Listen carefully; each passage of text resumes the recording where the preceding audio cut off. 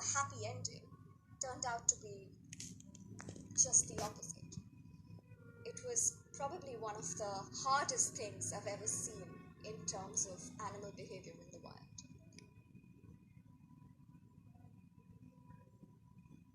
Hi, my name is Ashwika Kapoor. I'm a wildlife filmmaker based in Calcutta, India. So, when I was young, I used to travel up a lot to the northern part of the state, so North Bengal, in the foothills of the Himalayas. As a child, I used to go a lot to that region because my dad worked for a tea company. All of Duas is like a patchwork of forests, villages, and tea plantations. Because the forests are so close to the villages and the tea plantations, they're just absolutely adjacent to each other. We used to see a lot of wildlife there. You'll see elephant conflict stories in the news quite often from North Bengal because they constantly come into contact with human beings. It's one of the trickiest places on earth for elephants to exist, really, because this is a completely human dominated landscape.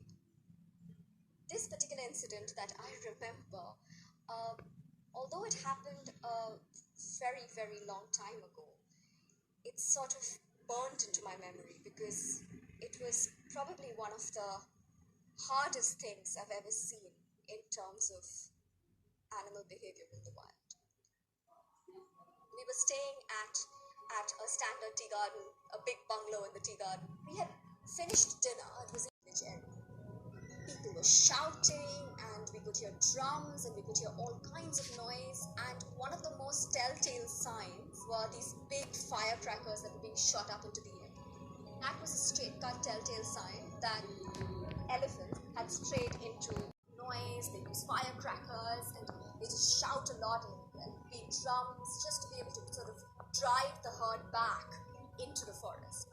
They come to forage. The paddy fields are right there, it's easy food for them, and they essentially come to raid the paddy fields. As soon as we heard this big noise coming from the village area, within minutes, I remember we just piled into this one vehicle. By the time we reached, of course, they had already quite successfully managed to drive most of the herd back into the forest. And in that chaos, initially I didn't notice that there was a whole different story playing out on another side of the paddy field. There was one very small elephant, tiny, absolutely tiny elephant that was left behind. In that moment, I didn't at all feel like the villagers were trying to harm her.